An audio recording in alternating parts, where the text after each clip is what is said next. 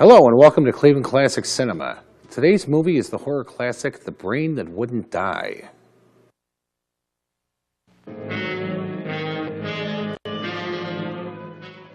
You've lost the urge to experiment.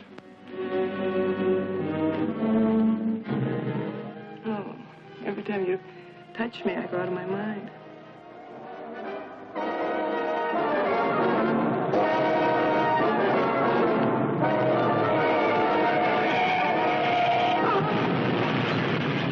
Let me die. Let me die.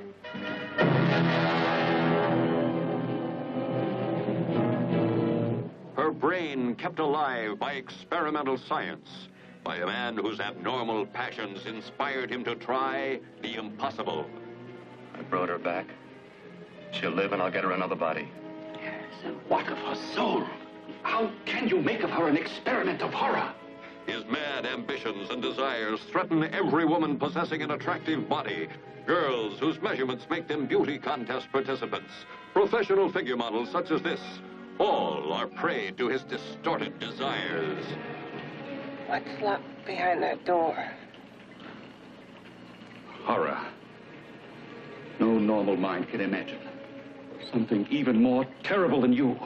Horror has its ultimate, and I'm that. Behind that door is the sum total of Dr. Courtney's mistakes. He intends to kill somebody. To rob them of their body. We've got to stop him.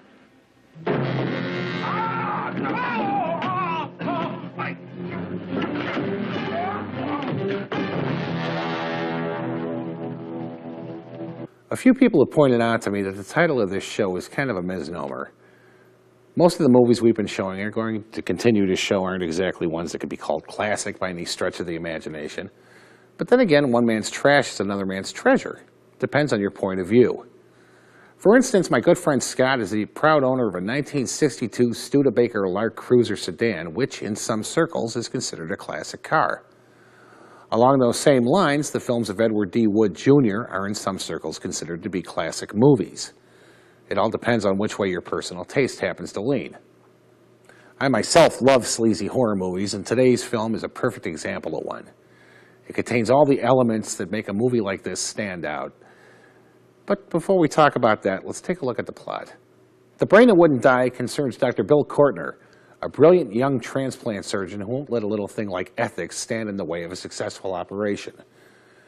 After being alerted of an emergency back at the house he has in the mountains, he grabs his fiancee, jumps in her car, and tears back to his getaway. His car crashes in an absolutely classic low-budget accident, and his fiancee is decapitated.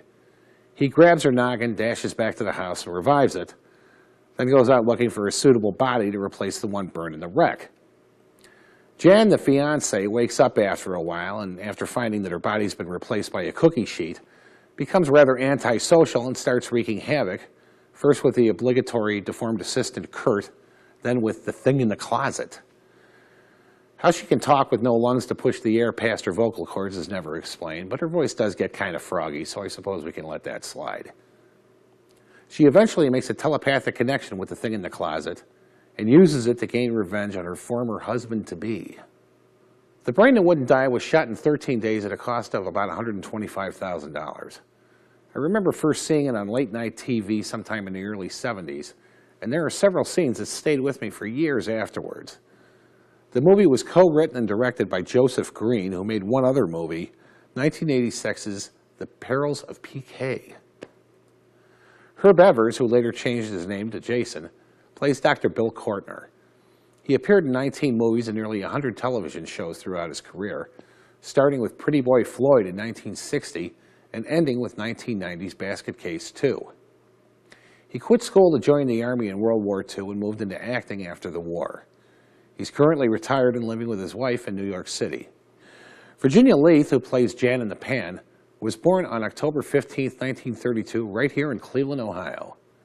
Her first film was 1953's Fear and Desire, directed by Stanley Kubrick. The next year, she was put under contract by 20th Century Fox, appearing in Black Widow, On the Threshold of Space, and A Kiss Before Dying, among others. There's not much more I can tell you about the cast of this film, since for most of them it was the only one they ever made. So let's take a look at their performances instead. Leslie Daniels, who plays Kurt, the deformed lab assistant, appeared in 4 movies over the course of his career, starting with 1953's Viaggio in Italia. He plays Kurt as kind of high-strung, which is never a good thing in a lab assistant, particularly when there's a head on the table that knows exactly how to push your buttons. He does go over the top a bit in this movie, but he does a pretty good job. His last film was 1967's Johnny Yuma. Adele Lamont, who plays Doris, makes her only film appearance in this movie. She's a real knockout and handles her role effectively. It surprises me she never did another movie after this. 7'7" Eddie Carmel, also known as the Jewish Giant, plays the Thing in the Closet. He was born in Palestine in 1936. During his teenage years, he, like fellow movie goon Rondo Hatton, was struck by acromegaly, a disease that causes enlarging of the bones in the hands and the face. In Eddie's case, it was caused by a tumor in his pituitary gland. The only work he could find as an adult involved exploiting his disorder. He appeared in this film and a 1963 nudie film entitled 5000 BC Before Clothing. In 1961, he joined Ringling Brothers and Barnum and Bailey Circus, appearing as the world's greatest giant. Around the time of his death, he developed kyphoscoliosis, which shortened his height to around 7 feet. He died on August 14, 1972 in the Bronx. The 2 roles that stand out the most to me in this movie are those of the blonde stripper and the brunette stripper, although how they can be classified as strippers is beyond me since they never undress. Their scene is where the sleazy element really rears its head, as Dr. Bill sits in a tawdry nightclub, watching a wubby blonde, played by Bonnie Cherie, dance while a sax wails in the background and the chorus chants something that sounds like chee-chee.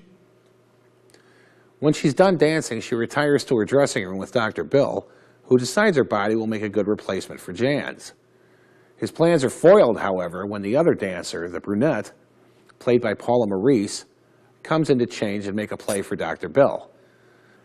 Dr. Bill, possibly changing his mind after seeing the 2 of them in a good light, beats feet and a catfight starts. Now, one of the things you have to pay attention to here, and I'm going to show it to you because it happens so fast, is the brunette getting slapped by the blonde. We'll show it at normal speed first and then in slow motion. Watch this. Leftovers? Why, you cheap third-rate stripper! Apparently, Bonnie wasn't around for the insert shot of Paula getting slapped, so a grip stood in.